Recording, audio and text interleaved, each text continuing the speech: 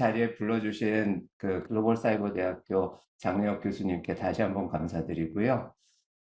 저는 아마 여러분들이 뇌를 하고, 와, 저런 뭐, 뉴로게이저라는 회사에, 한 10년 되는 회사의 대표니까 저 사람은 과연 얼마나 똑똑할까, 또 뇌에 대해서 얼마나 많이 알고 있을까, 그런 기대를 가지고 계시다라면, 잠시 옆에 내려놓으셔도 아무 괜찮습니다.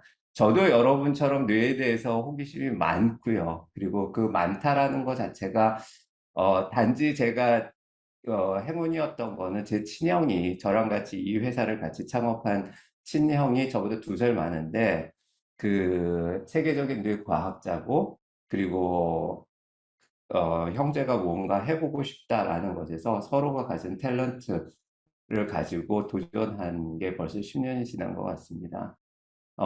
뇌는 아직도 모르겠고요. 그리고 저도 매일같이 사람을 보면서 저 사람은 도대체 무슨 생각을 할까? 그다음에 뇌를 어떻게 우리가 이해해야 될까? 그런 생각들을 많이 하고 삽니다. 그리고 한 가지 말씀드리고 싶은 거는 저는 뇌과학자도 아니고요. 그다음에 저는 뇌를 통해서 뭐 석사나 박사나 이런 거를 학위를 갖고 있어서 지식이 많다고 제가 자랑할 수 있는 사람도 아닙니다. 근데 제가 여러분들께 자신 있게 말씀드리고 싶은 거는 저는 세계에서 첫 번째로 뇌 사업을 하는 사람이고 그 다음에 뇌를 분석해서 일반 대중에게 우리가 얘기할 땐 마켓에 그 뇌 정보를 첫 번째 전달하고 있는 회사의 창업자이자 대표이기도 합니다. 그래서 저는 오늘 그 관점에서 학자들은 대부분 굉장히 복잡하고 명료하게 얘기하지만 사업가들은 사업하는 사람들은 좀 더 미래지향적이고 좀 더 시장에 친화적인 그 스탠스를 가져요. 그래서 여러분들과 같이 같은 어떤 부모의 입장에서 아니면 또 여러분과 같은 자식의 입장에서 뇌를 우리가 왜 이해해야 되는지 그런 이야기들을 좀 앞에 해드리고요. 그 다음에 뉴로게이저를 통해서 서비스를 어떤 항목들을 알 수 있길래 도대체 220페이지짜리 보고서가 나오지? 이것에 대한 궁금증도 있으실 거예요. 그리고 여기 들어오신 많은 분들이 대부분 저는 한 우리나라 이 서비스를 만들기 위해서 한 2,000분 이상과 대화를 나눈 것 같아요. 부모님. 근데 부모님들이 저는 처음에 우리 애가 외계인이 된 것 같아요 라고 했을 때 그 얘기를 못 알아들었었어요. 한 8년 전에. 근데 뭐냐 하면 사춘기가 되면 부모님들은 아이들이 외계인이 되고 있다고 느끼고 멀어지고 있다고 느끼고 멀어지는 게 당연하다고 느낍니다. 근데 오늘 이 시간을 통해서 우리가 아이들을 보거나 우리 부모님을 보거나 내 친구를 보거나 내 옆에 있는 사람을 좀 더 하나라도 이해할 수 있다라면 저는 저와 여러분들이 같이 보내는 시간이 절대 아깝지 않은 시간이 될 거라고 생각됩니다. 제가 오늘 준비한 아마 과학보다는 좀 말랑말랑한 얘기일 수도 있고요. 그 다음에 제가 이런 이야기를 할 수 있게 된 거는 조심스럽지만 올해로 제가 뇌과학에 대한 관심을 갖기 시작하고 사업을 준비하고 공부한 지는 14년입니다. 사실 14년이면은 초중고 대학교 정도를 그냥 오직 뇌에 미쳐서 살았다라는 것. 그리고 저는 제가 뇌라는 것을 본 관점이 이걸 어떻게 시장에다 전달하지? 우리가 이제 이야기할 때 시장이라는 건 많은 일반인들이 있는 곳이에요. 그러니까 그것을 어떻게 전달하지라는 관점이기 때문에 아마 조금은 부족할 수도 있지만 아마 조금은 독특한 톡을 듣게 되시지 않을까 싶습니다. 제가 올해 들어서 얘기하고 있는 강연들을 뭐 조금씩 다니고 있는데 그 강연의 제목은 모두 똑같습니다. 뇌가 우리에게 말할 수 있는 것들. 언젠가 이 강연의 내용들을 모아서 책으로 내고 싶은 하나의 목표를 갖고 있기 때문에 저는 이 강연에 대한 준비들을 나름 열심히 하고 있습니다. 이제 슬슬 시작해 보겠습니다. 오늘, 아,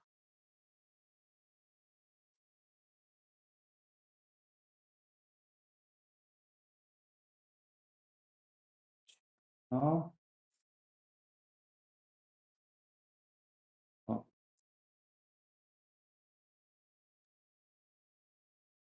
어, 지금 제가 이건 아이스 브레이킹 하기 위해서 제 강연에 항상 앞에다 놓는 거예요. 그냥 좀 저기 하셨으면 그냥 조크로 받아들이셨으면 좋겠고요. 본 강연은 청소년 관람 불가 등급으로 만 19세 미만의 청소년은 수강할 수 없습니다. 왜냐하면 이게 뭐 주변에 격한 얘기가 나올 수도 있고, 그 다음에 이제 비상시 대처 방안. 제가 강연을 하는 동안 여러분한테, 여러분 주변에 그 대처 방안이, 뭐, 긴급한 일이 생기면 어떻게 하실 건지 한번 주위를 둘러보시고요. 강연은 이렇게 시작됩니다. Nothing happens by chance라는 말이 있어요. 이거는 제가 이제 요즘 굉장히 많이 하는 일인데, 저도 나이가 이제 50대 중반을 넘고, 우리나라 나이로 치면 56세인데, 우리가 왜 운칠기삼이라는 얘기도 하고, 우리가 어떤 일이 생겼을 때, 일은 굉장히 나한테 행운이었어라고 생각하지만, 정말 삶이라는 거를 좀 더 깊이 들여다보면, 우연히 발생하는 일은 없는 것 같습니다. 그러니까 그 우연히 발생한다라는 거는 제 관점에서 보기에는 모르는 게 많았을 때 우리는 운을 얘기하고 있는 것 같아요. 그러니까 우리가 뇌를 좀 더 이해한다라면 사람에 대한 우연이나 저 사람 잘 모르겠어. 저 사람 도대체 왜 저래? 라는 것을 줄일 수 있는 계기가 되지 않을까 싶습니다. 잠시만요. 지금 화면에 제가,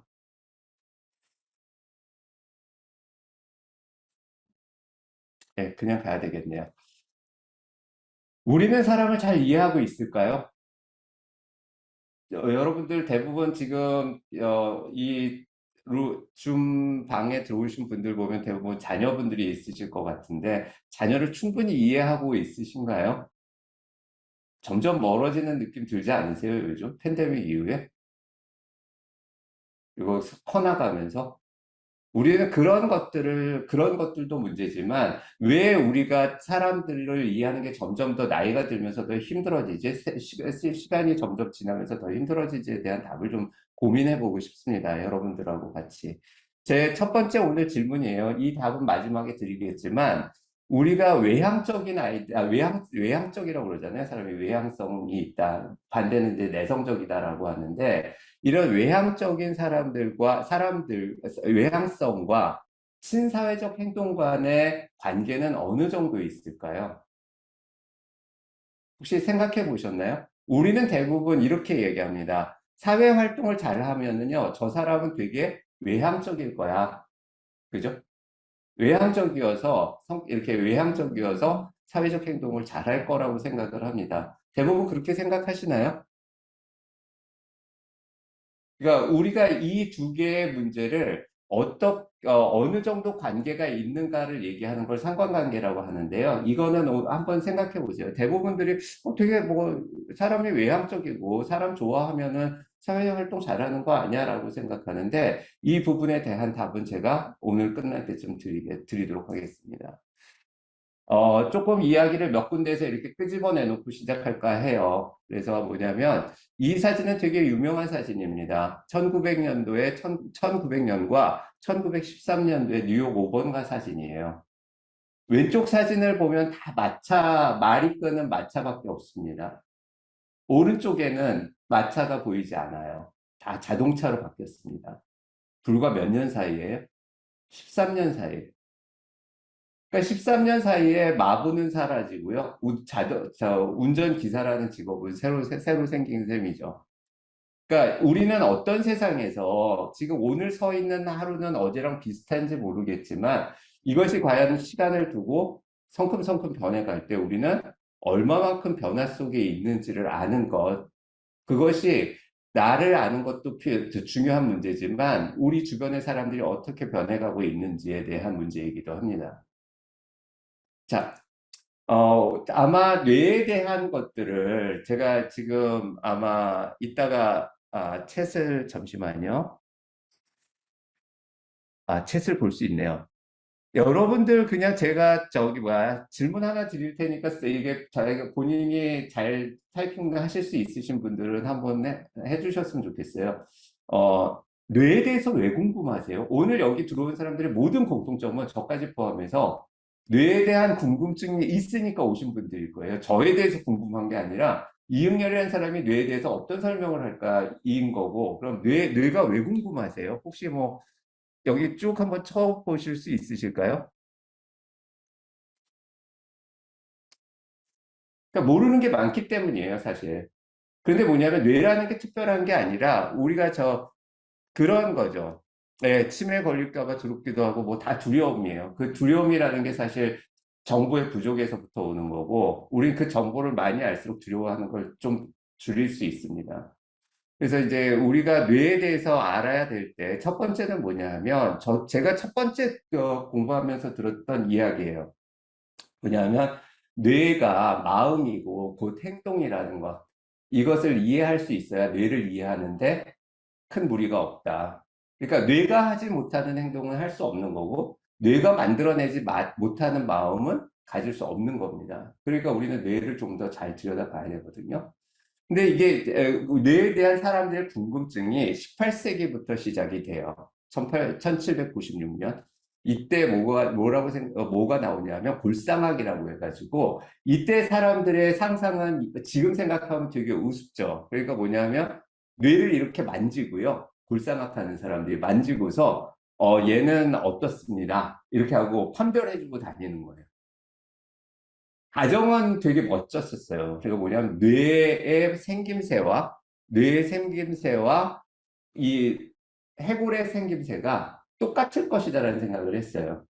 그래서 보면은 그 골상학 사람들이 썼던 왼쪽에 밑에 그 그림이 그 부분이에요. 그러니까 예를 들어서 눈두덩이 위가 많이 튀어나왔으면 이 사람은 추론을 잘하는군요. 이렇게 하고 다니는 거예요.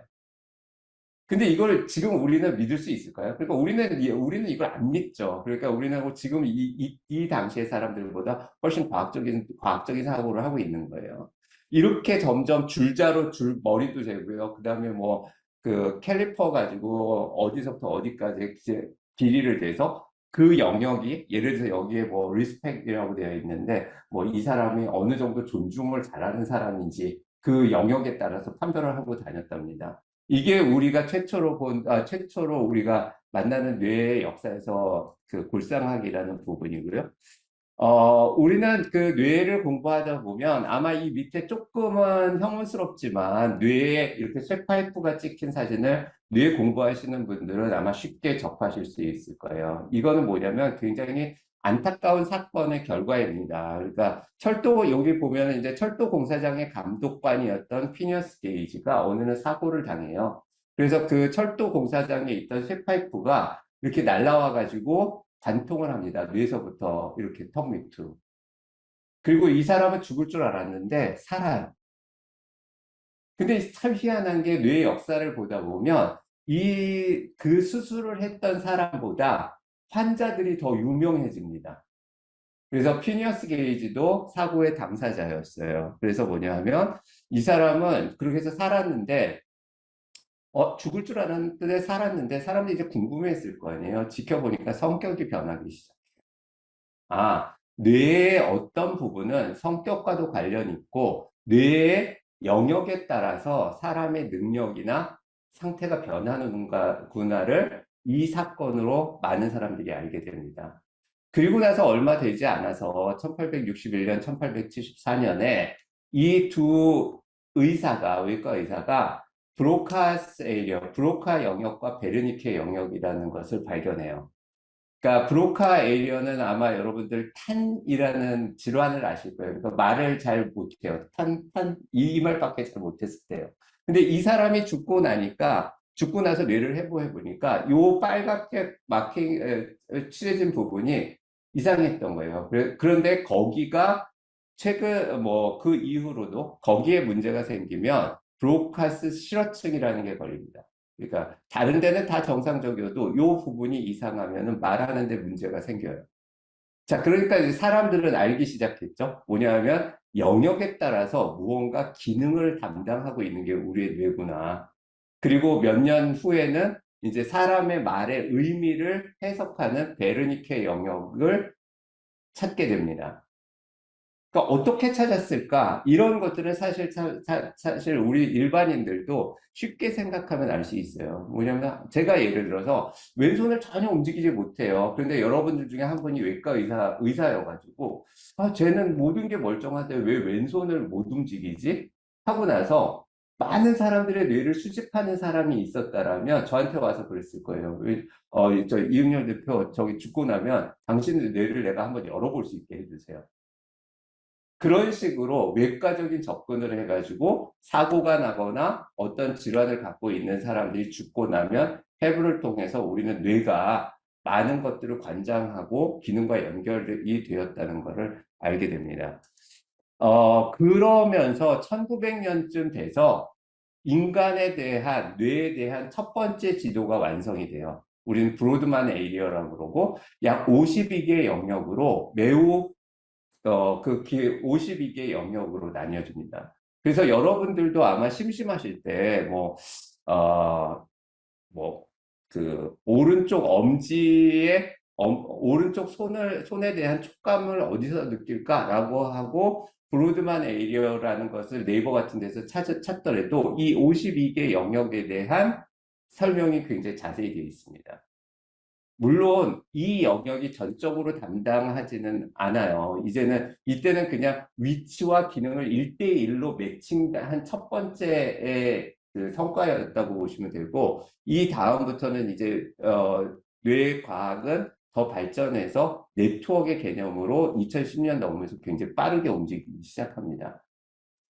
20세기 1935년도죠. 1935년도 되면 우리가 살면서 저는 이런 과학의 역사나 과학을 발전하는 것들을 보면서 무슨 생각을 하냐면 사람들이 제일 위험할 때가 어설프게 알 때다라고 생각합니다. 그러니까 뭐냐면 이제 뇌를 조금 안 것 같은 거예요. 그래서 뭐냐면 안 들리세요? 예, 예. 계속 하겠습니다. 그러니까 뭐냐면 뇌에 대한 영역이 어느 정도 밝혀지고 나니까 사람의 뇌를 수술하기 시작합니다. 어떻게 수술하냐면 흉악범의 뇌를 이렇게 휘집어가지고 어느 부위를 파괴하거나 어느 부위를 이렇게 딱 망가뜨려가지고 차분하게 만들거나 아니면 막 정말 발작 같은 게 심한 사람들의 뇌를 어떻게 해서 어느 부위를 끊으면은 그거 할 거다. 그다음에 이런 것도 되겠죠. 너무 아픈 기억 때문에 너무 힘들어해요. 그러니까 전 너무 힘들어요. 제가 이렇게 우울하지 않게 해주세요. 이렇게 해서 의사들한테 갔을 때 이런 외과적 수술이 굉장히 성행했어요. 지금은 이런 수술은 하지 않습니다. 왜냐하면 이 문제들이 지금 옆에 튜링 테스트나 이런 거는 IT 쪽의 역사이기 때문에 오늘은 생략하도록 하고 왼쪽을 주로 보시면 되는데요. 이 지금 모니즈라는 사람은 이 로보톰이라는 뇌의 외과적 수술을 처음으로 창시한 사람이에요. 그래서 이 사람은 노벨상도 받고요. 그 다음에 우리가 왜 집회의 인물이라고 하면 그 나라의 되게 자랑이잖아요. 그죠? 근데 뭐냐면 포르투갈 사람인데 포르투갈의 집회의 인물로도 이렇게 새겨집니다. 그리고 제가 알고 있기로는 포르투갈에서 아직도 이런 뇌 외과적 수술은 다른 나라는 다 금지가 됐는데 포르투갈은 자기네 나라의 어떤 일부 이런 자긍심이기 때문에 법적으로는 금지하고 있지 않대요. 이 나라에서는 되게 이것도 아이러니한 얘기인 것 같습니다. 1935년도 얘기를 드렸어요. 1950년도쯤에 어떤 일이 생기냐면, 그럼 1935년도랑 50년도랑 별 차이가 없거든요. 그러니까 뇌의 외과적 수술이라는 게 되게 불완전하지만 만연되어 있었던 시기인 것 같아요. 그러니까 뭐냐면 이 헨리 모레이슨이라고 HM이라고 합니다. 뇌과학을 하시는 분들은. 근데 이 HM은 굉장히 많은 부분에 공헌을 해요. 그래서 신경과학이나 뇌과학자들이 되게 이렇게 존경하는 인물입니다. 그리고 이 사람은 2008년도까지 살아요. 근데 이 헨리 모레이슨이 왜 중요하냐 하면 9살 때 사고가 나서 그때부터 발작이 시작돼요. 그러니까 여러분들이 만약에 부모고 아이가 발작을 하고 그 발작 때문에 너무 힘들어 하는데 그런 수술이 가능하대라는 이야기를 들었으면 우리는 무슨 판단을 했을까요? 우리가 이 시대적 상황을 이해하기 쉬운 거는 여기 한번 몰입해 보는 거예요. 내가 이 아이였으면, 이 사람의 부모였으면. 그러니까 저는 헨리 모레이슨이 어땠을까라는 생각을 해봤거든요. 아, 발작이라는 게 너무 힘들고 사람들이 나를 너무 힘들게 보니까 만약에 저 같으면 제 스스로라도 병원에 가서 상담을 받기 시작했을 것 같아요. 이 발작 좀 멈추게 해주세요. 수술이 가능하다는데 저도 수술을 받을 수 있나요? 라고 해서 수술이 시작됩니다. 27살 때 수술을 해요. 이 오른쪽에 스코빌이라는 의사가 수술을 한 사람입니다. 근데 여러분들만큼이나 이때 사람들이 뇌를 잘 알고 있다라면 결코 이 수술은 일어나지 않았을 거예요. 이 헨리 모레이슨이 받은 수술이 뭐였냐 하면 여러분 해마라는 게 뇌에서 얼마나 중요한지 아시죠? 그러니까 해마라는 것 자체는 기억을 만드는 입구 정도라고 생각하시면 돼요. 근데 이 당시에 해마가 이 발작과 관련이 있다고 생각하고 헨리 모레이슨의 해마를 히포캠퍼스를 드러냅니다. 그리고 나서 이 헨리 모레이슨은 발작을 멈춰요. 수술은 잘 된 거죠. 근데 문제가 생기기 시작합니다. 이 스코빌 박사가 다음날 이제 수술이 잘 됐는지 매일 가서 이제 물어볼 거 아니에요. 부모님 기분은 어떠니? 뭐 하는데 이 자기의 발작을 멈추게 해준 교수를 기억하지 못해요. 매일같이 처음 보는 사람. 그러니까 이걸로 인해서 해마가 기억과 관련이 있구나를 알게 되고 기억에 대한 연구가 굉장히 이 전성기를 맞게 되는 또 다른 시기를 맞게 되는 계기가 됩니다. 그리고 이 사람의 일생은 그 헨리 모리슨의 일생은 여기 밑에 지금 동영상을 잠깐 틀어드리면 이게 헨리 모리슨이 2008년 12월 2일 날그 죽었는데 2009년 12월 2일에서 4일 사이에 헨리 모리슨의 뇌를 죽자마자 냉동시켰다가 이것을 얇게 써는 작업이에요, 지금. 얇게 썰어서 그 간격마다 이 사람의 뇌가 어땠는지를 저렇게 이제 지금 뇌를 그 냉동한 데에서 이렇게 싹싹 썰어가지고 한 장 한 장씩 걷어내고 있는 겁니다. 그러니까 사람이 뇌를 이해하기 위한 노력은 이렇게 치열한 게 달려온 거예요. 그리고 이제 저 이렇게 말린 것들을 약을 칠해가지고 다시 물에 풀고요. 저걸 한 장 한 장 다시 쌓아서 뇌과학자들은 연구를 시작하는 거죠. 그러니까 이런 사람들의 희생과 많은 과학자들의 노력이 우리가 지금 뇌에 대해서 그나마 조금 이해하게 만든 것 같습니다. 자, 20세기 우리가 MRI는 언제부터 생겼을까? 왜냐하면 이게 다 뉴로게이저가 아니면 지금 우리가 뇌를 좀 더 잘 알게 되는 그 중요한 포인트들이거든요. 그래야 뉴로게이저가 하는 것들이 마법 같아 보이지 않고 우리가 잘 이해할 수 있기 때문에 저는 이 이 시간의 흐름 따라 지금 뇌를 설명을 드리고 있는 거고요. 1971년도에 MRI 스캐너가 발명이 돼요. 그리고 지금 보시는 게 초기의 MRI 스캐너입니다. 무슨 저기 하수관 같죠? 그러니까 여기에 사람이 들어가서 찍는데 지금 나와 있는 그 자기장의 세기가 일반 대학병원에서 한 3 테슬라 정도 됩니다. 테슬라는 자기장의 세기거든요. 자기장의 세기가 셀수록 좀 더 선명한 영향을 받아요. 그리고 여러분들께 지금 여기서 말씀드리고 싶은 건 대부분 MRI, 잘못 알고 계신 분들은 MRI 많이 찍으면 방사능에 노출되지 않나요? 라고 하지만 MRI는 지금 말씀드린 것처럼 그 원리가 자기장이고요. 자석이고 자석을 통해서 살아있는 사람의 내부를 가장 안전하고 정확하게 볼 수 있는 장비입니다. 그렇기 때문에 MRI는 뭐 1년에 수십 번 찍어도 전혀 상관이 없어요. 그 증인이 저고요. 저는 사실 작년에 뇌 MRI 촬영만 한 90번 정도 했습니다. 왜냐하면 제 데이터를 모아서 나중에 과학자들한테 한 사람이 나이가 들어가면서 뇌가 어떻게 변했는지에 대한 자료로 저는 기증을 하려고 제 데이터를 열심히 모으고 있습니다. 요즘도.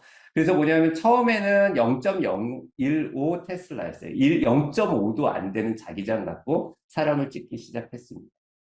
1980년도 후반쯤에, 이거는 제가 한 88년도 정도, 그러니까 뭐, 그, 88 서울 올림픽 할 때 정도에 이제 1.5 테슬라로 병원에서 우리가, 와, 비싸긴 비싼데 MRI 찍어야 돼. 이런 얘기가 이제 경험을 했던 거고요. 그 다음에 2000년대 한 중반쯤 들어가면서 뇌를 자세히 볼 수 있는 MRI 스캐너가 보급이 돼요. 그러니까 뭐냐면 우리가 살아있는 사람의 뇌를 보기 시작할 수 있었던 거는 한 20년 정도밖에 되지 않았다. 그러니까 우리가 뇌에 대해서 지금 알아가고 있는 것들은 매우 흥미롭고 정말 살아있는 사람, 살아있는 사람들의 뇌에 관한 이야기다라고 받아들이시면 될 것 같고요. 이 오른쪽에 보는 장비가 3T 장비이고 MRI 스캐너 장비고 뉴로게이저의 서비스를 위해서 저희가 간접적으로 확보하고 있는 장비이기도 합니다. 자, 21세기가 되면은요, 컴퓨터 파워가 되게 좋아져요. 그리고 컴퓨터 파워가 이게 굉장히 빠르게 발전하면서, 뭐, 처음에는 유전자 분석하는데 몇십억 줘도 못했던 거를 요즘은 이제 몇만 원, 이렇게 되고, 유전자 분석하던 회사가 이제 망하기 시작하죠. 왜냐면 유전자 분석 기계가 다 해주니까.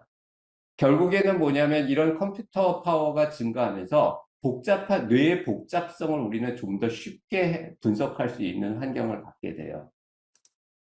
21세기에 우리가 이 HCP를 잘 모르시는 분들도 게놈 프로젝트는 알고 계세요. 그죠?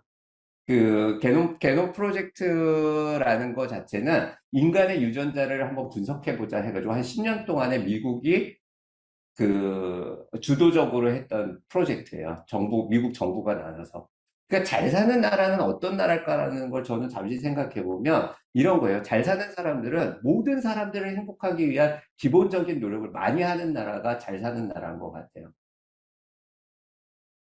근데 그 게놈 프로젝트에서 엄청난 성과를 누리죠. 그러니까 우리가 유전자를 다 분석하고 그 유전자 지도를 만들고 그리고 나서 2009년쯤 됐을 때 오바마 정부였을 거예요, 이때. 그러니까 뭐냐면, 야, 유전자도 정복했으니까 이제 뭘 해야 될까? 야, 인간의 뇌를 한번 연구해 보자. 해가지고 2009년도부터 미국 정부가 주도하는 HCP가 시작이 됩니다. HCP에 대한 기본적 목표는 뇌의 표준 지도를 만든다라는 거예요. 그러니까 표준 지도를 가지면 뭐가 달라지는데요? 라고 한다면, 제 뇌를 찍어서 나이의 표준 지도와 비교를 하면 제가 어떤 특징을 갖고 있는지를 쉽게 알아낼 수 있을 거예요. 그러니까 우리가 과학을 하든 공부를 하든 삶을 살아가는 방식 중에서 가장 좋은 거는 저는 기본에 충실한 사람들이 나중에 더 빨리 뛸 수 있다고 생각해요. 이건 학습에서도 똑같습니다. 그래서 이제 HCP가 시작되는데 여기에 안타까운 뭐냐면 우리나라도 한 2010년대 중반서부터 뇌에 대한 무언가를 해보자라고 했는데 우리나라는 아직까지 뇌에 대한 정상인에 대한 뇌 표준 지도를 갖고 있지 못한 나라에 속해요. 근데 너무 우리를 책망하지 않아도 되는 한 가지 이유가 있습니다. 저는 그게 우리 회사 뉴로게이저가 여태까지 한 10년 동안에 한 것 중에 가장 잘한 거라고 생각하는데 저희는 한 600개의 데이터를 모아가지고 10세에서 15세의 아동 청소년의 뇌표준 지도를 2019년도에 완성합니다. 이게 아마 우리나라의 뇌표준 지도로는 아마 최초일 거예요. 건강한 사람들을 대상으로 하는. 600개? 그거 별로 크지 않은 것 같은데? 여러분, 2016년도에요. 우리가 인간의 뇌 지도가 만들어졌다고 네이처지에 나오고 온 세계가 시끄러웠던 적이 있습니다. 뇌과학이라는 게 뇌가 얼마나 복잡하냐면요. 2016년도에 뇌지도에 만들기 위해 사용되었던 인간의 뇌의 개수가 210개 정도밖에 되지 않아요.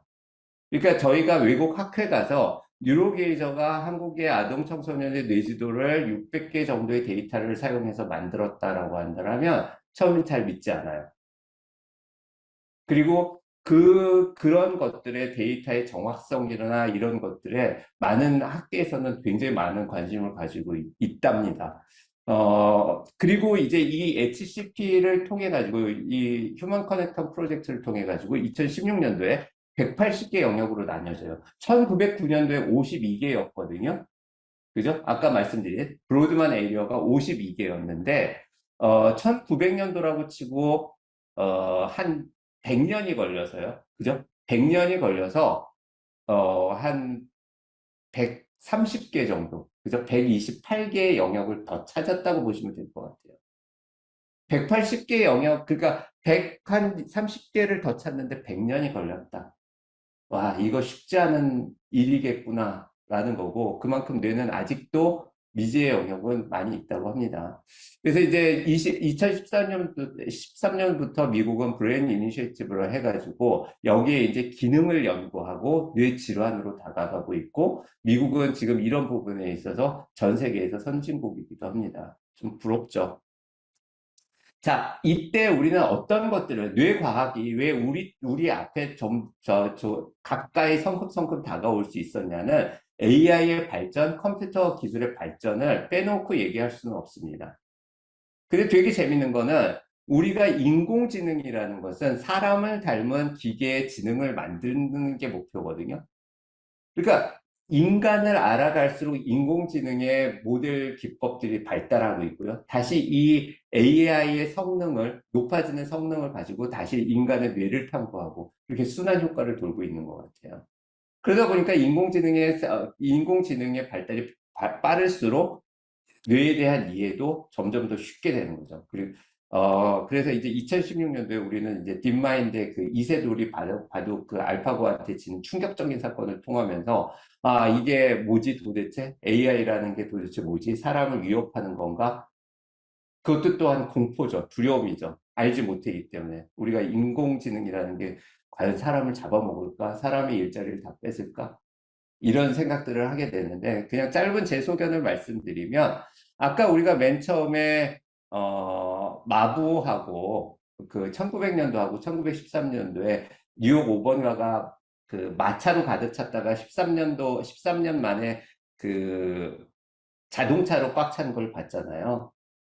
사람이 무언가를 개발하고 발명하고 발전시켜 나갈 때는 사람도 되게 이기적이기 때문에 자기가 하기 싫은 거를 시키기 위해서 만들어요. 그러니까 인공지능도 결국에는 뭐 많은 것들을 지금 잘 하고 있지만 서치하는데 우리가 너무 비효율적이고 시간이 많이 들어가니까 그냥 인공지능한테 말로써 묻게 되는 거고 아마 인공지능이 가장 잘 활용되는 거는 인간이 하기 싫거나 너무 위험하거나 복잡한 일들을 굉장히 빠르게 우리 곁으로 다가오지 않을까? 그럼 사람은 뭐 하죠? 사람은 좀 더 창의적이거나 사람은 좀 더 나은 사람다운 일들을 하기 위해서 우리는 또 발전하게 될 거라고 저는 생각합니다. 어, 21년도에 그럼 뉴로사이언스가 뇌과학이 얼마만큼 발전했을까? 어떤 속도로 발전하고 있을까? 이 NIH라는 그 미국의 보건복지부에 해당하나요? 이 여기에서 이제 논문 수를 한번 제가 찾아봤어요. 그러니까 휴먼 브레인이라는 인간의 뇌 연구를 얼마만큼 논문들이 많이 나왔나? 2021년도 보면은 제가 지금 여기 스크린에 가려서 잘 안 보이는데 한 7만 1,000편이 넘는 걸로 나와 있을 거예요.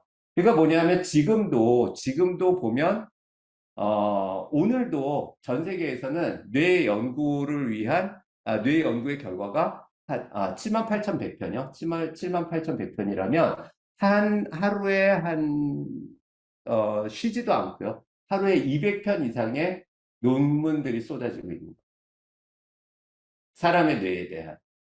결국 우리가 뇌를 다 안다고 얘기하는 것 자체는 성립이 되지 않는 시대이고 우리는 뇌를 알기 위해서 많은 사람들이 분야를 나눠서 노력하고 있고 그래서 뇌를 거시적으로 한 번에 볼 수 있는 건 되게 어렵다. 그러면 여러분들도 각자의 그런 내가 뇌를 왜 궁금해할까? 우리 아이를 이해하기 위해서인가? 아니면 우리 부모님이 치매 걸리실 것 같아서 뇌에 대한 공부를 좀 해야 되는 필요성인가? 그것만으로도 거기서부터 시작하는 게 저는 가장 좋은 출발점이라고 생각해요. 그러니까 내가 뇌에 대한 진짜 궁금함이 뭐야? 뭐 뇌 개론 우리가 왜 학교 다닐 때 보면 대학 가면 처음에 듣는 게 뭐 저는 경영학을 했습니다만 경영학 개론, 회계학 개론 이거 보다 보면 그 학문이 싫어지는 경우가 많잖아요. 그러니까 뭐냐면 자기가 본인이 여러분들이 가장 알고 싶어하는 부분부터 점점 늘려가다 보면 어느 날 순서가 잡히고 뇌가 더 흥미롭고 그 뇌의 궁극적인 목표는 과연 어디에 닿게 되는지에 대한 생각들이 좀 여러분들에 대한 뇌와 친해질 수 있는 시간이 될 수 있을 거라고 생각합니다. 잠시, 뇌는 이렇게 바쁘게 걸어왔어요. 그러니까 뭐 몇백 년을, 한 10세기를 두고 발전한 학문이 아니라 과학과 기술과 많은 사람들의 집약적인 노력이 발달되어 근 1세기 동안에 진짜 혁신을 이룬 하나의 분야이고 그 혁신에서 우리는 뇌를 알아갈수록 어떻게 돼가냐. 이제 이게 사실 우리가 정말 잊지 말고 각자에게 해야 할 질문들인데, 우리는 그럼 100년 동안에 무슨 경험들을 했지? 이거를 저는 오늘 여러분들한테 말씀드리고 싶어요. 질문 드리고 싶고. 그러니까 여기 지금 나이도 저보다 훨씬 연배가 있으신 분들도 잠시 내가 어렸을 때 어떻게 살았고, 어떻게 뛰어놀았고, 내가 젊었을 때는 어떻게 놀았고, 내가 요즘은 어떻게 놀고 있지?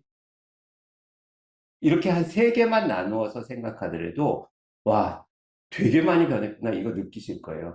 여기 지금 굉장히 이렇게 저보다 좀 연배 있으신 분들, 그러니까 제가 그, 좀, 여러분들 얘기 직접 들을 수 없으니까 대충 질문을 드리면, 어렸을 때 논다라는 건 밖에서 뛰어놀고 친구들과 얘기하고 뭐 다방구라고 그러나요? 숨바꼭질하고 막 그러면서도 하루 종일 재밌었던 것 같아요. 그죠? 그리고 요즘은 뭐냐면 논다라는 게 핸드폰 보고 그냥 뭐 유튜브 이런 거 보면서 시간 보내는 거. 야, 이게 우리가 지금 어느 정도 동안에 겪는 변화인가? 그 변화를 통해서 그런 변화는 우리를 정말 더 건강하게 만드는지. 제가 하나 다시 질문을 드릴게요. 요 다음으로 넘어가기 전에 이 질문을 오늘 꼭 드리고 싶습니다. 우리가 건강이라는 것 자체가, 그 자체에 대한 이야기를 한번 질문 드리고 싶어요. 몸이 건강하다는 것과 뇌가 건강하다는 것, 차이가 뭘까요? 혹시 여기에 몇 개 주실 수 있는 분 있나요? 뇌가 건강하다는 것과 몸이 건강하다는 것. 그러니까 대부분 저희는 뭐 뇌혈관이나 뭐 이런 뇌의 의료적인 부분이 아니라 정상인에 대한 건강을 얘기한다라면 이렇게 저는 말씀을 드립니다. 그러니까 뭐냐면 몸이 건강한 건 제가 뭔가 더 잘 할 수 있는 거예요. 그리고 몸이 아프면 그냥 제가 아파요. 그러니까 아픈 사람이 손해라고 그러죠. 근데 뭐냐면 그러니까 뇌가 건강한 거랑 공부를 잘하는 것, 뇌가 건강한 거랑 멋진 삶을 사는 거가 별개라고 생각하시는 분들이 많아요. 근데 뭐냐면 뇌가 건강한 사람이 공부도 잘하고 좋은 정신을 가지고 있고 건강한 생각을 할 수 있습니다. 그러니까 또 하나는 뭐냐면 뇌가 건강하지 못하면 내 주변 사람들이 힘들어져요. 몸이 약해지는 것보다 더 많이요. 극단적으로 우리가 치매를 생각해 볼까요? 치매 걸리면 본인이 치매 걸린 것도 있죠, 사실은. 그냥 본인이 생각하고 그냥 생각하는 게 근데 옆에 있는 사람은 엄마가 나도 못 알아보고, 그 다음에 안 하던 행동을 하시고 주변에 많은 피해를 준다. 이게 지금 사회적으로 되게 큰 문제잖아요. 제가 이렇게 말씀드릴 수 있는 거는 저는 어렸을 때 저희 외할머니가 치매로 저희 집에서 돌아가셨어요. 그리고 그때는 요양원도 없었기 때문에 외할머니가 기억을 어떻게 잃어가시고 어떻게 저를 못 알아보시고 마지막에 어떻게 되시는지를 어렸을 때 너무나 봤었기 때문에 정신적인 건강은 자기 자신의 문제가 아니라 주변의 문제다. 그렇기 때문에 우리가 뇌에 관심을 가져야 하는 이유 중에 하나는 내 건강과 가족의 건강, 그리고 내 아이가 건강함으로써 내가 더 행복해질 수 있기 때문에 우리는 뇌에 대해서 좀 더 알아야 된다고 생각을 합니다. 지금 우리가 1900년도 초부터 꽤 오랜 시간을 한 30분 동안에 쭉 훑어왔는데, 우리는 1차 산업혁명, 2차 산업혁명, 3차 산업혁명, 4차 산업혁명을 우리는 알고 있어요. 그런데 시간 관계상 여기서 되게 재밌는 이야기가 있지만 줄여서 얘기하면 1차 산업혁명과 2차 산업혁명은 이 밑에 있는 생산성의 증가, 대량 생산 이런 얘기였습니다. 여러분 똑같은 예를 들어서 자동차 하나를 만들어야 되는데 대량 생산을 해요. 여러분들이 어떤 자동차 회사의 사장이라고 한다면 만약에 1, 2차 산업혁명 때는 자동차를 좀 더 많이 만들기 위해서 우리는 어떤 노력을 했을까요? 사람을 더 고용하는 거예요. 그죠? 사람을 더 고용해가지고 컨베이어 앞에다 사람을 더 촘촘히 세우고 컨베이어 벨트를 많이 깔고 해서 사람들을 끊임없이 노동하게 만드는 겁니다. 그러니까 1차 산업혁명과 2차 산업혁명에 사람이 하루에 근로시간이 18시간, 16시간 정도였다고 해요. 그때 노동자들의 사진을 보면 반 같은 데 들어가서 자요. 이렇게 따닥따닥 붙어서 자고 다음날 공장에 가야 되니까. 자, 그 전까진 말을 끌고 말똥 치우고 그 다음에 말이나 소에게 줄 그 사료를 여물을 뜯으러 다니던 사람들이 한 공간에 모여가지고 16시간 동안에 똑같은 작업을 한다. 여러분, 만약에 이 산과 들을 뛰어놀던 사람들이 그 삶으로 갑자기 들어갔다면 우리는 그 사람이 건강하게 살 수 있을 거란 기대를 어느 정도 할 수 있을까요? 자, 이제 사람에 대해서 맞아요. 죽을 것 같아요. 저도 죽었을 거예요. 그러니까 우리가 그 찰리 채플린 나오는 머든 타임스 보면 이런 거 하잖아요. 그 찰리 채플린이 퇴근하면서도 자면서도 계속 이 볼트너트 조이는 거. 그러니까 생각 없어도 그냥 몸에. 근데 이런 것들이 3차 산업혁명요? 20세기 후반입니다. 그죠? 우리가 많이 경험한 시간이 가까워요. 공장 자동화라고 합니다. 자, 공장 자동화라는 거는 이때 사람이 더 필요하다는 걸 의미할까요? 이제 사람이 공장에서 사라지기 시작할까요? 여러분, 1, 2, 3, 4차 산업혁명을 이런 식으로 생각해 보신 적이 있나요? 사람을 중심으로? 4차 산업혁명, AI가 4차 산업혁명을 주도하고 있다고 합니다. 2016년도부터 우리는 일부 사람들은 4차 산업혁명의 시작이라고 해요. 우리는 뭘 걱정하고 있죠? 이제 AI가 휴머노이드가 인간 닮은 로봇이 현대자동차 현장에 들어간대. 그럼 현대자동차 근로자들 어떡하지? 테슬라도 다 이제 사람들 필요 없는 작업을 만들고 있대. 우리가 1차 산업혁명의 사람의 정신 상태와 2차 산업혁명의 즈음에서의 사람의 정신 상태와 3차 산업혁명에서 다시 공장에서 빠지고 사람들의 다시 여가나 어떤 주말이라는 시간이 다시 의미를 갖게 되고 쉼에 대한 의미를 생각하게 되고 이제는 그것을 넘어서 과연 내가 뭘 해야 되지? 직업은 도대체 우리 아이 직업은 10년 후에 뭐가 살아남을 거지? 도대체 모르겠다라고 하는 속에서 우리는 과연 다 똑같은 생각으로 이 시기를 살 수 있다고 생각할까요? 너무 변하지 않습니다. 사람을 측정하는, 사람을 알려는 노력들이 너무 변하지 않는 거예요. 늘 사람을 지켜보고 똑같은 테스트를 통하고 똑같은 방식으로 사람을 줄을 세우지만 우리는 이 시대가 이렇게 빨리 변할 줄 몰랐고 거기서 사람들이 어떠한 생각들이 어떻게 해야 되는지에 대해서는 우리는 깊게 생각해 본 적은 없던 것 같아요. 자, 이런 이야기보다 우리가 연대기로 이렇게 한번 정리해 봤습니다. 여기에 2000년대 오늘 들어오신 분들 중에 2000년대 후반생은 없을 거예요. 그죠? 그러니까 여기 오신 모든 분들은 아이팟 출시되는 것도 보셨고요. 페이스북이 세상에 나왔대라는 것도 기억하고 계신 분들이고요. 유튜브가 나왔대라는 것도 알고 계신 분이고요. 트위터 140자 이내로 쓰면은 내 얘기를 아무나 다 들어준대라는 것도 되게 신기했던 사람입니다. 우리입니다. 그리고 2010년도에 카카오톡이 나와서 어머나 세상에 문자 보내지 않고 이제 내가 마음대로 이런 얘기 할 수 있고 내가 사람 초대할 수 있고 절로 엮이네 이런 것도 경험한 거예요. 인스타그램을 통해서 내가 먹는 밥도 보여주고 무엇도 했습니다. 그리고 애플워치를 통해서 내가 잠을 얼마나 잤는지, 내가 저기 봐, 그 지금 몸 상태가 어떤지, 약은 먹어야 할 시간인지도 이제 손목시계가 알려주기 시작했고요. 알파고도 경험했고요. 2023년도부터는 챗GPT를 통해서 야, AI가 이제 대화도 하네라는 것을 경험했습니다. 이거를 그때 우리는 자연스럽게 경험해 왔지만 불과 2004년부터 2024년이 되긴 20년 사이에 겪은 일들이에요. 우리는 뭘 놓쳤을까요? 그리고 우리는 뭘 기억하고 있을까요? 이게 뇌에 어떤 영향을 주고 있을까요? 이걸 푸는 게 저는 뉴로게이저가 풀고 싶은 문제고, 제가 나이 들어서 이 사업을 그래도 제 마지막 인생에 있어서의 수건 사업으로 최선을 다해서 하고 있는 이유라고 말씀드리고 싶습니다. 위에 적어놨습니다. 1차 산업혁명은 1784년이에요. 1차 산업혁명을 겪은 사람들은 2차 산업혁명이 시작되기도 전에 죽습니다. 그죠? 129년이나 걸렸습니다.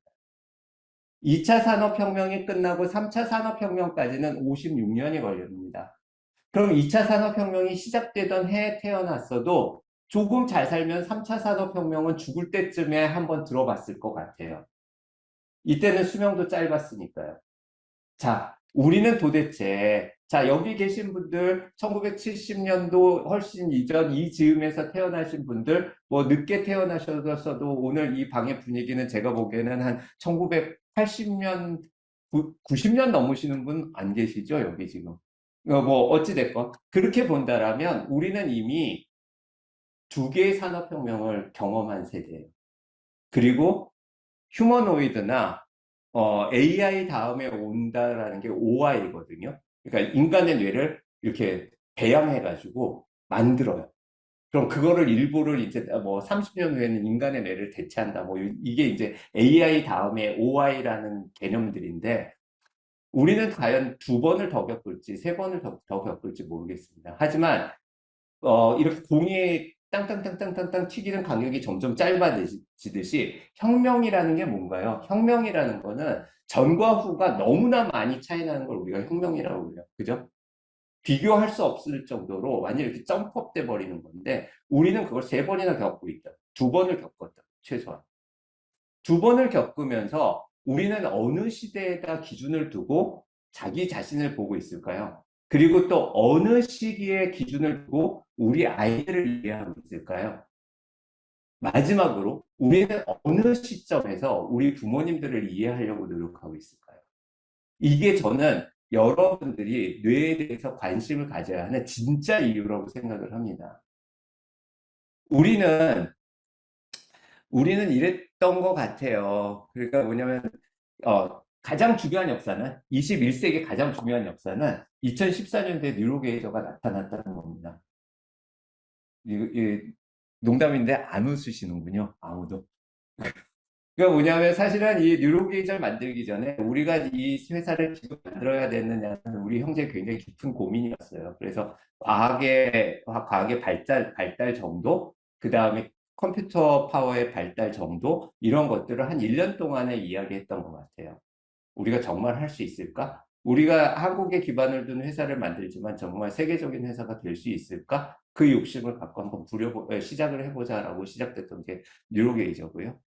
그래서 조금 이제 MRI 스캐너에 대해 얘기하면 이건 아까 말씀드렸어요. MRI라는 거 여러분들 앞으로 MRI 찍는 거 자체는 시대가 발전할수록 굉장히 일상화돼야 된다고 저는 생각합니다.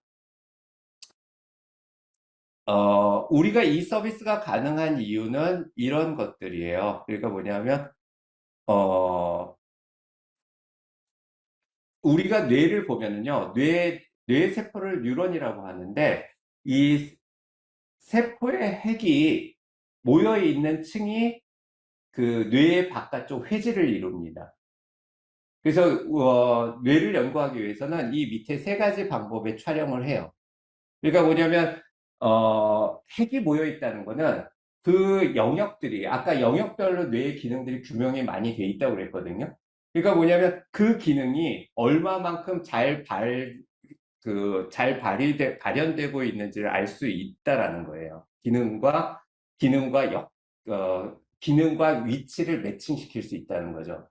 그리고 뭐냐면 펑셔널 MRI라는 거는 뇌의 기능적인 관련도가 어느 부위가 움직일 때 어느 부위가 따라서 움직이는지, 예를 들어서 내가 들으면서 쓸 수 있는 능력은 어느 정도 되는지, 단지 들으면서 이해하는 능력은 얼마나 되는지, 이런 능력들이 다 위치 따라 다르기 때문에 그 능력들이 어떤 관계를 갖고 형성되어 있는지를 알 수 있다는 거고, 맨 마지막에 DTI라는 걸 통해서는 그 사이에 그 신경 노드를 분석을 합니다.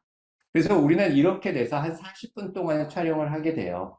그래서 MRI를 통해서 뇌과학의 발전을 통해서 이것을 이제 서비스, 뇌 정보라는 걸로 전환시키는 세계 최초의 회사가 뉴로게이저라는 저희 회사인 거고요.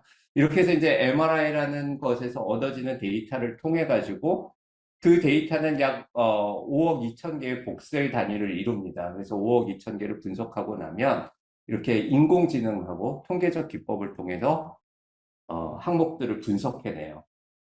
그럼 이 항목들이 과연 뭘까? 이게 지금 되게 궁금하시죠? 그러니까 이것들을 이제 연결해서 보여드릴게요. 이겁니다.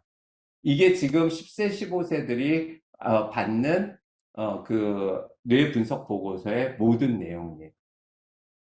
여기 이렇게 보시면은 이게 작아서 잘 안 보이실 수도 있는데, 이 짙은 파란색 왼쪽 상단이 아이들의 성격, 기질과 성향과 관련되어 있는 항목들이에요.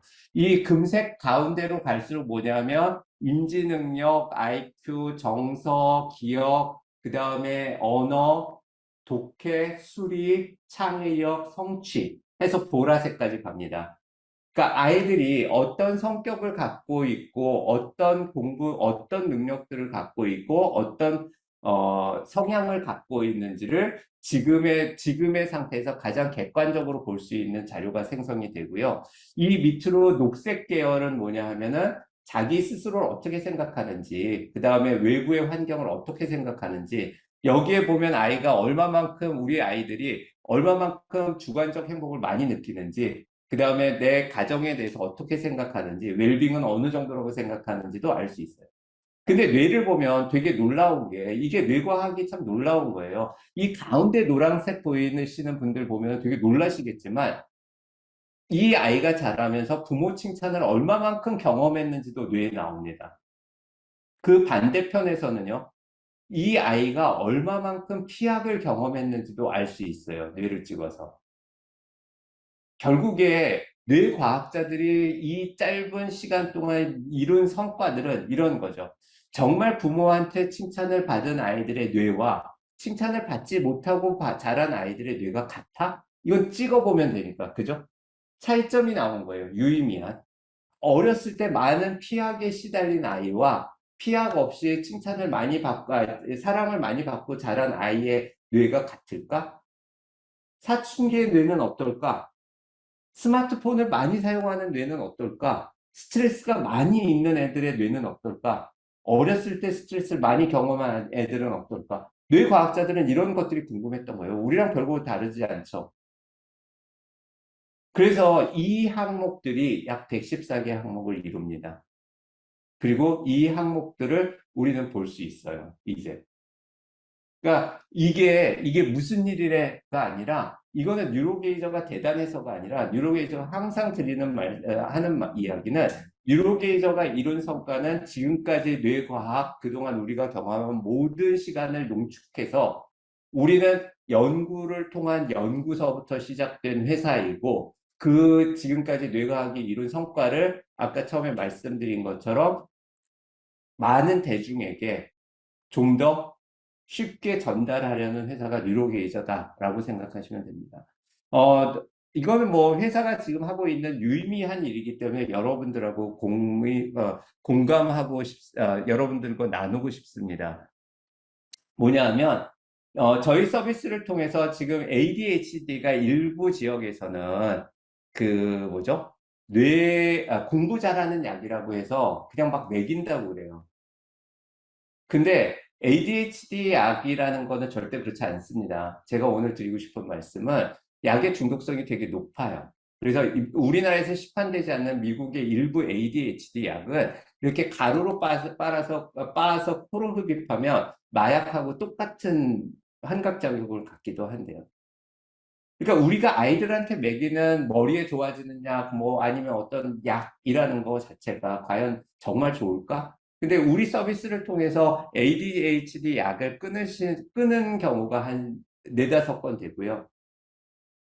그 다음에 뭐 자폐증인 줄 알았는데 자폐 아니라고, 우리 자폐증 위험 수치가 굉장히 낮아서, 그것에 대한 부모님의 걱정을 많이 덜어드린 경우도 있습니다.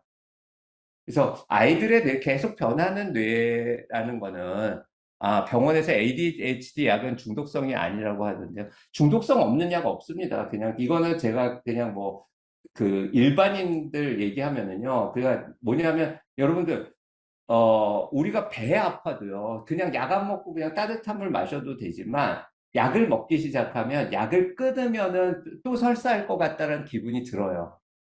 그러니까 자기가 불안해지고 그 비슷한 상황이 되면 그 약을 우리가 뭐 그 처방전 없이 먹을 수 있는 약도 그냥 부지불식간에 먹게 되는 경우가 되게 많거든요. 그러니까 약에 대한 의존성이라는 것 자체를 생각했을 때는 중독되는 약, 그러니까 성인 ADHD 약을 먹여도 되는 걸까요? 그러니까 약에 대한 경계심을 저는 좀 여러분들이 가졌으면 좋겠습니다. 왜냐하면, 이렇게 말씀드릴게요. 결국에 약이라는 게 혈관을 타고 뇌로 들어가는데, 혈관에 굉장히 많은 부분이 뇌에 들어가 있어요. 그러니까, 심장에서 나오는 피가 15% 정도가 뇌로 우선적으로 전달돼야 되거든요. 그 약의 기운으로부터 뇌를 보호할 수 있는, 약의 효과로부터 뇌를, 보호할 수 있는 방법이 있을까요? 저는 의학을 전공해서 전공 안 해서 잘 모르겠습니다만, 많은 의사분들이 약은 될 수 있으면 먹지 않는 게 좋다 해요. 특히 뇌과학자들은 약을 먹는 것보다 운동하고 평소에 건강을 유지하고 많이 걷는 게 뇌에 제일 좋다고 합니다. 나이 들면서 제일 권하는 게 뇌과학자들은 춤을 추거나 악기를 배우는 거예요. 그러니까 손발을 끊임없이 움직인다는 건, 손발을 사지를 계속 움직이는 건 뭐냐 하면 저기죠. 뇌가 계속 명령을 내려야 되니까 뇌를 계속 쓰는 거예요. 그래서 어떤 뇌과학자들은 사실은 명상도 별로 좋지 않다고 해요.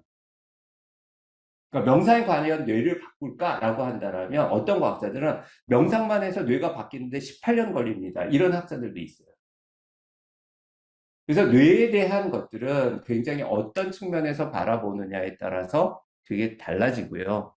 어, 예, 이 질문은 좀 나중에 볼게요. 그리고 이제 그, 음,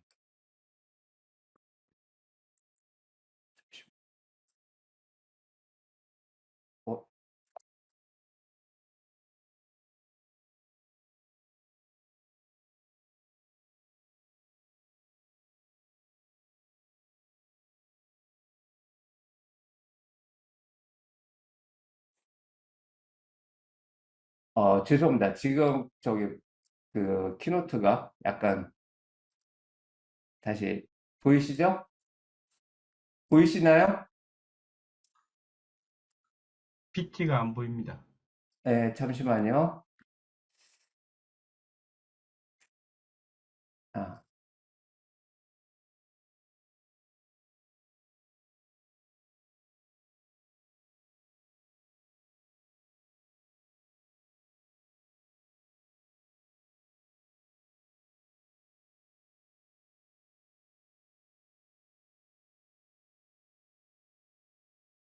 예, 이거는 이제 50세 이상의 뇌 노화 정도를, 어떤 정보들을 드리는지고요. 이 서비스는 이제 작년 한 11월 정도에 저희가 완성을 했고, 이번 달이면 이제 완전히 업데이트를 끝내서 본격적으로 건강한 분들도 노화 정도를 알 수 있게끔, 할 수 있는 서비스입니다. 그래서 여기 보면은 뭐, 우리가, 말하면서 단어가 잘 생각나지 않거나, 이 의사소통하는 게 힘들어지거나, 또 조직화하는 게 힘들거나, 하는 것들에 대한 것들도 어느 정도 노화가 되는지, 그 다음에 우리가 뭐 알츠하이머 치매 오기 전에 경도인지 장애가 발생한다고 하는데 거기에 대한 내 지금 어느 정도인지도 볼 수 있습니다.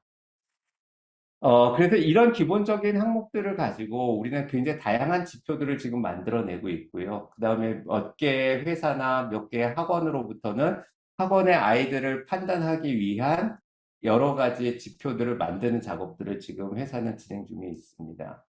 처음으로 돌아가서 외향성과 친사회적 행동 성향이 어느 정도 되느냐.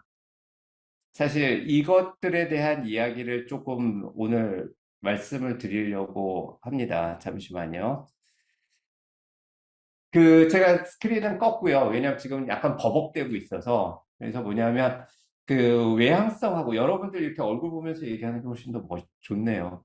그, 이거 제가 지금 이렇게로 한번 해볼까요? 그 외향성하고 친사회적 행동 성향이 관련성이 좀 있을 것 같다라고 하는데 예스라고 생각하시면 동그라미 해주시겠어요? 대부분이 동그라미를 하시죠. 그러나 되게 충격적인 건 뭐냐면 예, 관련이 없습니다. 전혀 관련이 없어요. 그러니까 왜 제가 이 말씀을 드리냐 하면 우리는 오늘 제가 계속 드리는 말씀의 그냥 요지는 이거예요. 우리가 만약에 원시 시대에 살았다라면 저는 여러분들이 쳐다보지도 않았을 거예요. 야, 저렇게 뭐 덩치도 없는 녀석이 어디 가서 곰 한 마리 잡아다가 우리 식구 먹여 살리겠어? 그죠? 그러니까 우리가 수렵 시대에는 덩치 크고 망치질 잘하고 맘모스 위에 올라가서 그 맘모스라도 잡아오고 곰자 때려잡고 하는 사람을 와 1등 신랑감이야 했을 거예요. 자동차로 돈 벌던 시대에는요. 면허증 있으면 야 그래도 저 사람 돈 잘 벌겠네. 우리 가족 굶기지 않겠네 했겠죠. 자 앞으로 한 10년 지나면 뭘로 우리를 행복하게 만들 수 있고 우리 가족을 지키게 될까요? 저는 사업이라는 거를 올해로서 제 사업 경험은 한 23년 차 정도 되는데 사업이라는 것이 뭡니까? 라고 저한테 질문을 해주시는 분들이 고맙게도 가끔 있으세요. 그러면 저는 뭐라고 말씀을 드리냐면 사업은 클레이 사격 같습니다. 라는 얘기를 해요. 그러니까 클레이 사격이 뭐냐면 여러분 영화에서 다 보면 이렇게 흙으로 만든 쟁반이 이렇게 휙 날아가면 그 긴 장총 갖고 이렇게 탁 움직이는 거 보시고 멋있게 주인공들 팍 쏘잖아요. 근데 뭐냐면 우리가 보고 있는 데를 향해서 이렇게 사격을 한다고 하면 클레이 사격은 100% 맞추지 못합니다. 그러니까 우리가 미래를 보는 능력, 이렇게 지금 세상이 빨리 변하고 있는데 우리가 과연 10년 후 아니면 뭐 몇 년 후에 우리 아이를 아니면 지금의 아이를 우리가 어떻게 이해할까? 그죠? 외향성과 친사회적 성향을 나누어서 본다면 그러니까 뭐냐면 원시사회, 그 다음에 자동차가 있던 시대, 그 다음에 AI가 있던 시대, 그 다음에 이 시대로 점점 갈수록 우리는 사람을 점점 더 세밀하게 쪼개면서 보기 시작하고 있는 거예요. 자, 우리는 그런 엄청난 신림동 사건 때문에 사이코패스가 뭔지도 알았어요. 잘못 알았지만. 왜냐하면 여러분들의 자녀들이 뉴로게이저의 서비스를 받으신다면 깜짝 놀라실 거예요. 사이코패스 성향이 조금씩은 다 있습니다. 사이코패스 성향이 있어야 하는 직업 중에 어떤 직업들이 있냐 하면 이런 의사분들 있잖아요. 그러니까 공감 능력이 조금 떨어져야 환자 수술도 하고 아니면 법 집행을 하기 위해서 다른 사람의 물건도 뺏어가지고 법을 집행해야 되는 사람들이 만약에 공감 능력이 너무 뛰어나다고 하면 어떻게 될까요? 그 사람은 너무나 힘들어서 죽을지도 몰라요. 아, 나는 사람들을 괴롭히게 하고 나는 사람들을 아프게만 하는구나. 그러니까 우리가 뇌를 알아야 되는 이유는 뭐냐 하면 사람들을 이해하기 위해서입니다. 저 사람은 왜 그럴까? 사회적인 사람이 외향적이지 않대. 그렇기 때문에 내향적인 사람도 사회적일 수 있어. 그죠? 그러니까 이 세계는 완전히 다 동떨어진 문제예요. 우리가 검사를 하다 보면 이런 경우가 있습니다. 아이의 의문인식 능력은 되게 좋아요. 의문인식 능력이 좋다는 건 글을 잘 읽는다는 거예요. 읽는다는 거죠. 근데 뭐냐면 독해 능력은 굉장히 낮아요. 어? 아이가 글을 잘 읽는데 독해를 못한다고? 이건 또 무슨 경우야? 여러분 이런 경우 있었을 거예요. 어렸을 때 학교에서 선생님이 이과 한번 읽어볼래? 하고 저요 하고 읽어요. 저는 제법 잘 일어나서 읽었던 것 같습니다. 전 잘 안 틀렸던 것 같아요. 그러니까 술술 잘 읽었던 것 같아요. 근데 저는 제가 이 뇌에 대한 사업을 하면서 느꼈던 게 뭐냐면 나한테 독해 능력이 남보다 빠르지 않구나. 여러분들도 이런 생각을 해보시면 됩니다. 책을 옆에 있는 거 아무거나 들으셔가지고요.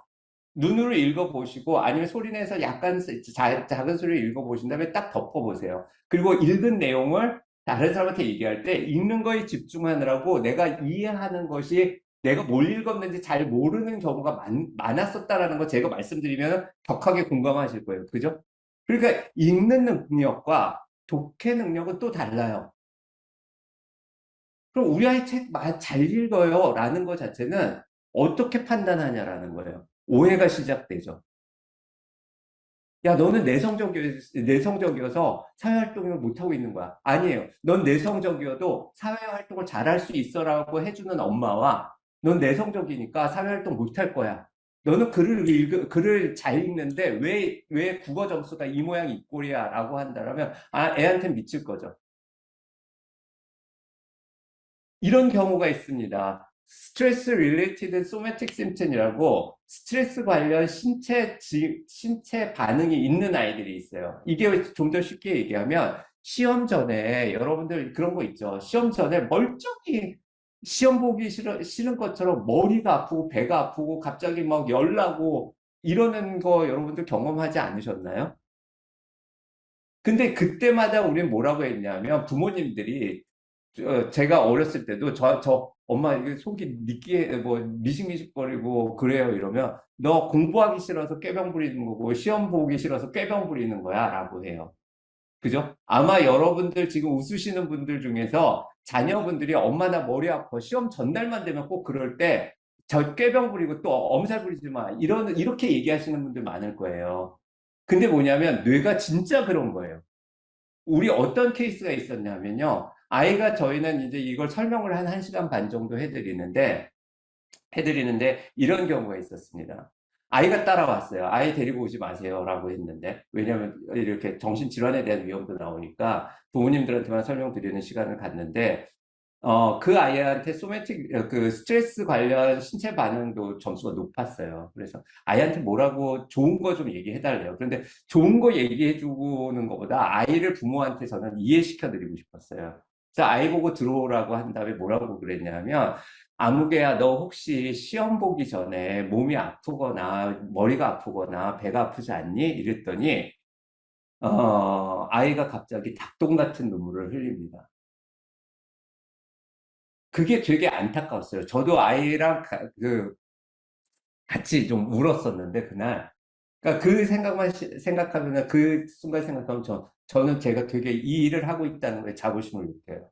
그러니까 이 아이가 뭐라고 그러냐면, 그냥 저는 아저씨죠. 아저씨 감사합니다를 연발하면서 눈물을 흘리는 거예요.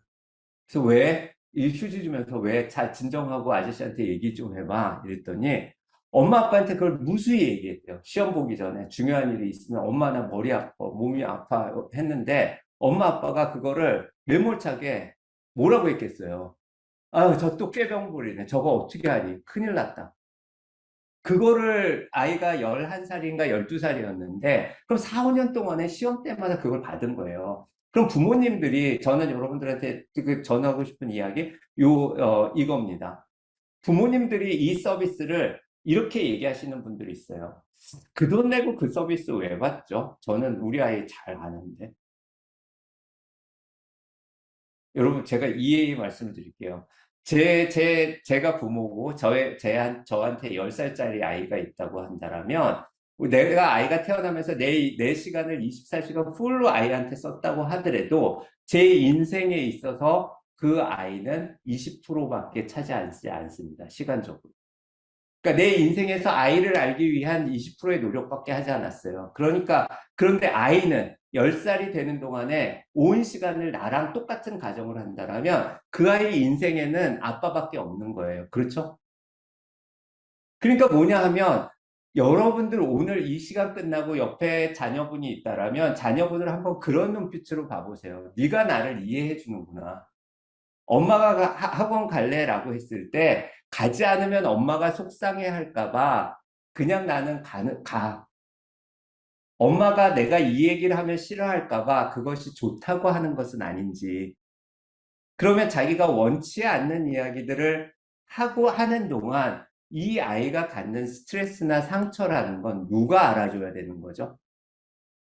이제 저는 엄마 아빠가 알아줘야 되는 거예요. 우리는 여태까지 유교적인 사상이나 여태까지 권위적으로 살았기 때문에 엄마 아빠는 이 위치에 있고 여기에서 아이를 끌어주는 게 아이의 인생을 행복하게 만들 거라고 생각하고 대학까지만 참아 엄마 아빠가 여기까지 끌어올려 줄게. 그리고 나서 엄마 아빠를 원망해도 돼.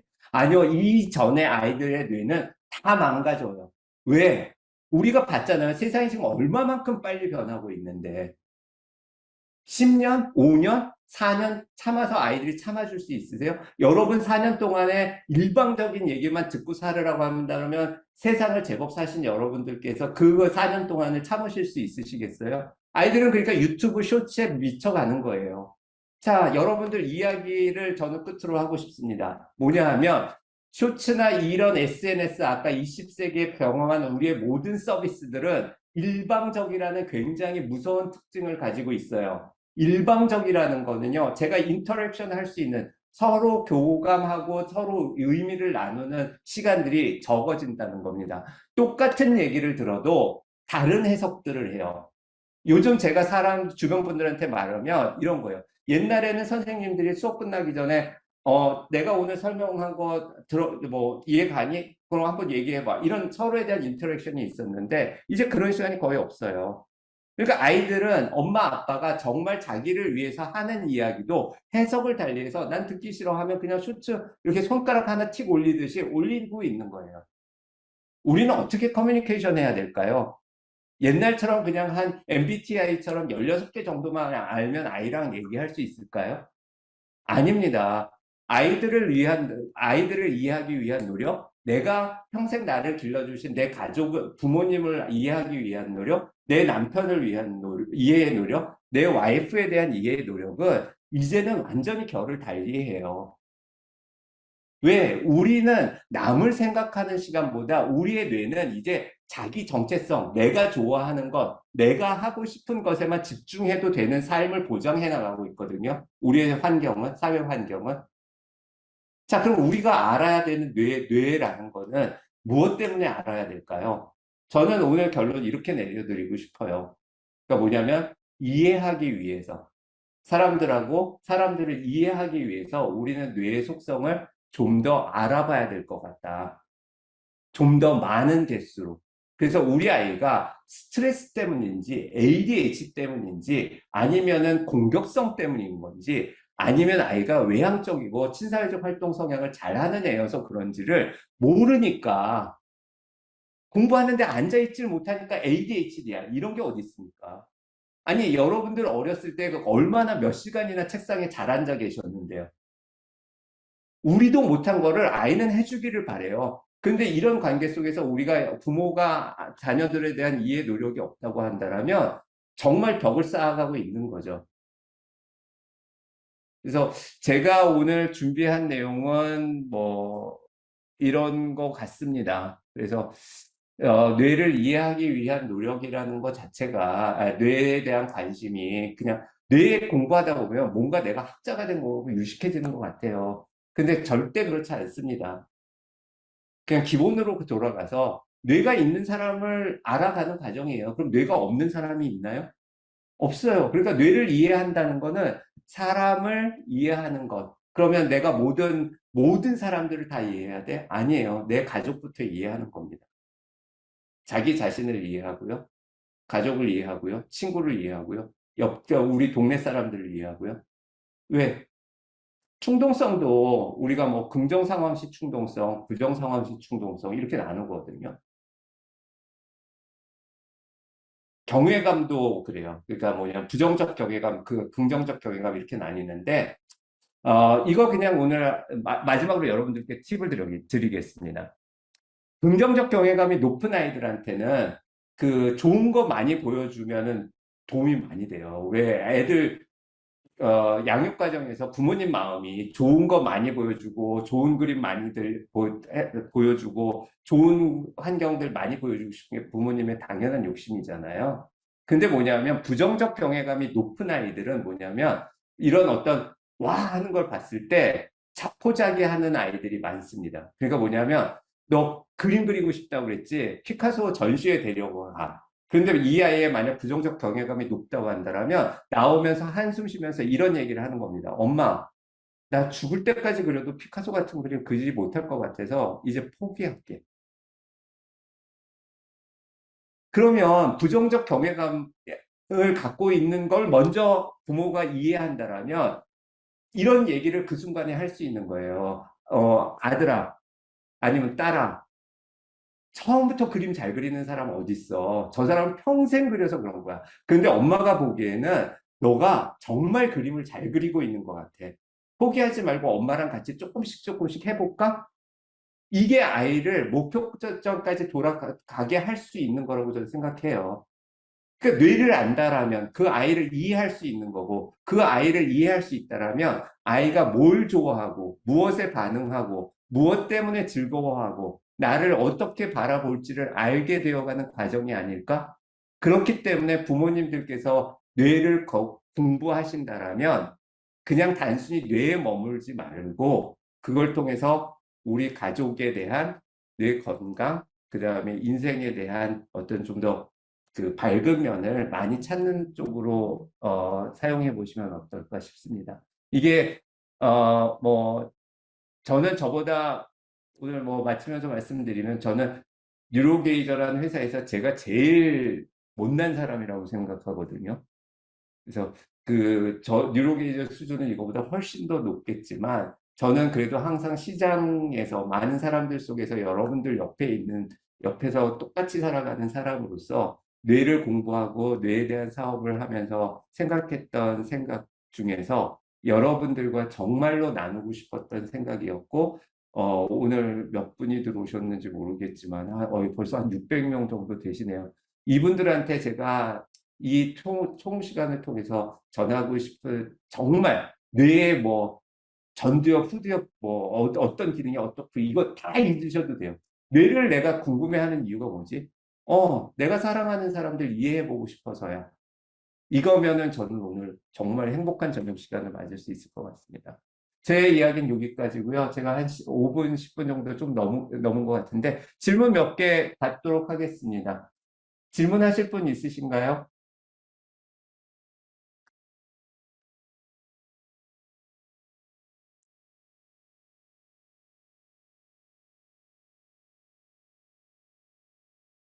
어,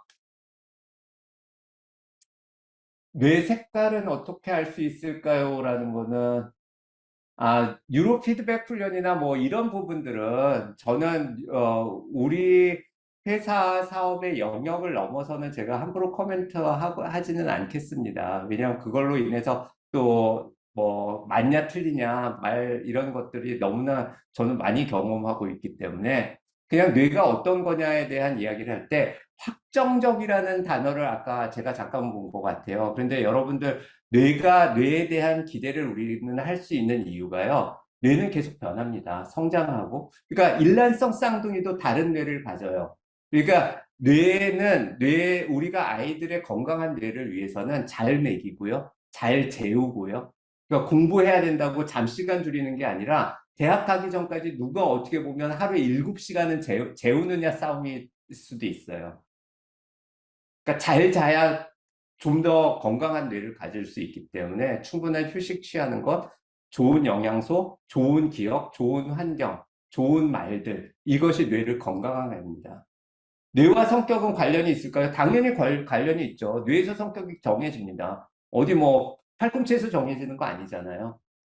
부모 교육 강의합니다. 언제든지 회사 방문하셔도 좋고요. 그리고 이런 것들에 대한 고민이 있으시면 오늘 뭐 아니라 따로 뭐 저기 뉴로게이저 연락해 주셔도 되고요. 고위 아들 인문계 다니는데 지금도 공부하기 싫고 노는 게 좋다는데 뭐라고 조언해야 하죠? 이거 부모님이 아이가 뭘 좋아하는지 진짜 모르시기 때문에 하시는 말씀이에요. 아이들은 이 시기에 되면 사춘기나 굉장히 자기 정체성에 대한 혼란이나 자기 감정에 대한 혼란이 많습니다. 여러분들 생각해 보세요. 저 이해하는 선생님이 좋았고 그 과목이 좋았습니다. 자기를 이해하는 사람 품에 안기게 돼 있어요. 놀기 좋다라는 건 공부가 싫은 거예요. 그럼 공부가 싫어하는 게 당연한 걸까? 아니요. 공부하는 것에 대한 재미를 조금만 느끼게 해주면 돼요. 마치 강아지 저기 뭐야 목줄 끌듯이 너 4시간 공부 좀 해라 이 녀석아 너 이래서 어떻게 될래 이거 갖고 공부가 좋아지지는 않아요. 엄마가 같이 옆에서 틀려주는 것도 하나의 방법이에요. 엄마가 문제 하나 풀어볼까? 근데 야 엄마는 이거 도저히 못 풀겠는데 너 나 좀 가르쳐 줄래? 엄마 이것도 못 풀어? 왜냐하면 학습법 중에요 가장 좋은 게 남을 가르치는 겁니다. 자기가 배운 거를 말로 하는 거예요. 그러면 엄마가 그 얘기 들어주면서 주스 한 잔 타주고 과일 하나 깎아주는 거 이거 밤에 얼마나 걸린다고. 그럼 아들 으쓱해 하는 거 보고 야 우리 아들 딸 대단하네. 예, 이게 공부하는 재미예요. 그렇지 않아요? 그러니까 공부를 재밌게 만들어야죠. 만들어주는 거에 엄마 아빠의 많은 경험들이 저는 잘 활용될 수 있다고 보고요. MRI 분석은 뭐 이거 제가 회사 홍보하고 하려고 이 자리를 만든 거는 아니지만 회사 홈페이지나 하면 되고요. 이 MRI 스캔은 신사동의 저희 지정 병원에서 하시면 되고 여기 이 시간 동안에 한 6시간 정도를 저랑 아이들한테는 시험지 한 장 돌리지 않습니다. 뇌를 찍어서 160개 정도 항목을 구성하기 시작하는데 이런 것들을 통해서 부모님들이 되게 놀라세요. 와, 뇌과학이 이 정도 수준에 달했구나. 그다음에 예, 뇌 분석만 하나요? 아니요. 그 해석을 해드리는데 해석 시간을 저희가 1시간 반 정도 해드려요. 그러니까 MRI 찍고 모든 비용이 다 포함되어 있는데 제가 아직은 사업 초기이기 때문에 제가 직접 상담을 해드리고 그 다음에 그런 부분에 있어서 여러분들이 좀 마음의 치유가 될 수 있는 제가 11년 동안에 고민했던 그리고 만났던 분들의 이야기를 여러분들과 함께 나누려고 저는 많은 노력들을 하고 있습니다. 건망증 훈련을 하신다면 어떤 훈련을 하시는지요? 훈련하는 거는요, 잘 자고요, 잘 먹고요, 그리고 깨어있을 때 많은 생각을 집중적으로 하는 겁니다. 그게 훈련인 것 같아요, 저한테는. 그리고 저희 회사는 아직 이렇게 분석하는 거에 특화된 회사이기 때문에 아직 훈련에 대해서 제가 오지랖 떨기는 좀 그렇고요.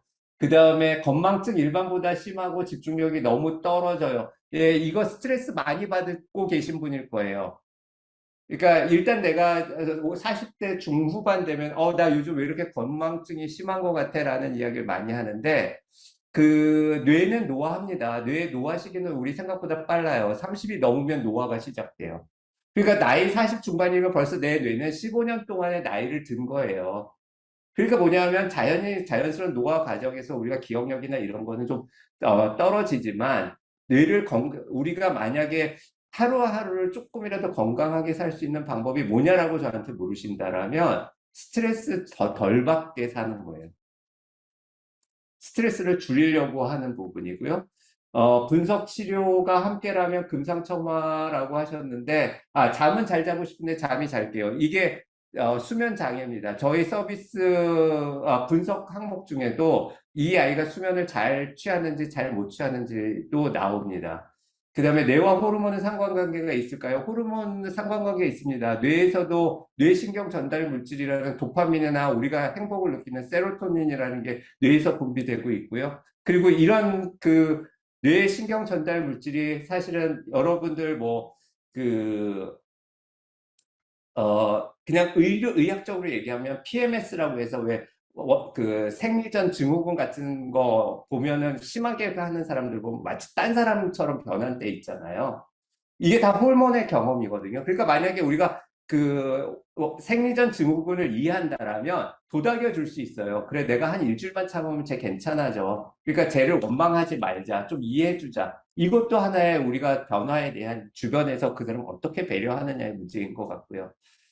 뇌에 관련된 추천 도서요. 요즘 저기 교보문고 가면 제가 2014년도에는 뇌와 관련된 도서 찾기가 정말 힘들었는데, 되게 많습니다. 그리고, 여러분들이 관심 있어 하는 영역의 책들을, 목차 보고 고르시면, 되게, 흥미롭게 보실 수 있고요. 저는 책을 권하는 데 있어서 두꺼운 책을 피하시라는 말씀 꼭 드리고 싶습니다. 얇고 쉬운 책, 만화책도 괜찮아요. 그림이 많이 들어간 책 많은데요. 그런 거 보고 한 구절만 기억하셔도 한 10,000원 정도의 값은 충분히 우리한테 도움을 줄 수 있다고 생각합니다. 충동 조절에 필요한 방법 좀 알려달라. 충동 조절이요.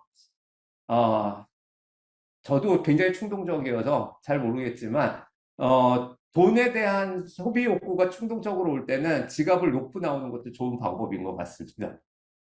그러니까 그런 상황에 내가 만약에 내가 무엇에 취약한가를 알면 그 취약한 환경에 노출되지 않도록 하는 것도 굉장히 좋은 방법이에요. 나는 신뢰 성향이 많아서 많은 사람을 잘 믿어라고 한다면 그거를 자기한테 자꾸 되뇌어 주는 것도 좋은 방법이죠.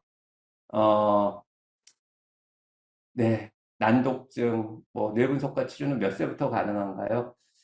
치료라는 게 사실 뇌 치료는 되게 어렵습니다. 그러니까 뇌는 일단 정신질환이 발병하면 이렇게 그러니까 복원이 잘 안 되는 기능 중에 하나고, 그걸 지금 우리가 찾아내기 위해 많은 과학자나 의료인들이 노력을 하고 있지만, 사실 이런 얘기하면, 그게 치료야라고 하지만, 그겁니다. 가장 좋은 거는 잠 잘 자는 거예요. 첫 번째, 스트레스 안 받는 거. 이게 치료이자 일단 뇌를 건강하게 만드는 방법이고요. 그럼 스트레스는 다 안 좋은가요? 라고 한다면 그렇진 않습니다. 스트레스에서도 아시는 분은 아시겠지만 유스트레스랑 디스트레스가 있는데, 그러니까 좋은 스트레스, 내가 무언가를 발전할 수 있게 만드는 동력도 스트레스예요. 내가 뭘 못하게 만드는 것도 스트레스인데 그 두 개를 잘 가리는 것도 주변에서 해주었으면 하는 것 같습니다. 우울증이 너무 심한데 잘 안 고쳐지긴 해요. 맞아요. 저도 약간 이런 우울증적인 증상을 많이 경험은 해요. 왜냐면 사업 안 되고 미래에 대한 불투명이 늘 불안을 만들기도 하지만, 제가 갖는 방법은 이런 겁니다. 그러니까 그냥 스스로 너는 할 수 있어라고 저는 저한테 얘기해요. 괜찮아. 그리고 너무 힘들 때는 사실 저는 제 스스로가 걷습니다. 그러니까 걸으면서 생각을 하고 그러니까 늘 책상 앞에 한 60cm 바라보는 게 아니라 먼 산도 바라보고요. 오늘 날씨 되게 좋았잖아요. 그죠? 그러니까 오늘 같이 좋은 날 날씨 따라 기분도 한번 좋아져 보고, 그리고 이걸 좀 좋은 기억들을 오래 기억하려고 하는 것 자체는 뇌에 굉장히 좋은 영향을 준다고 생각합니다. 너무나 많은 질문들을 해주셔서 감사한데, 교수님, 어떻게 네, 조금 시간을 더 답변을 드릴까요? 어떻게, 네, 시간이 너무 많이 가서 예. 오늘은 이렇게 마무리를 하는 게 좋을 것 같습니다.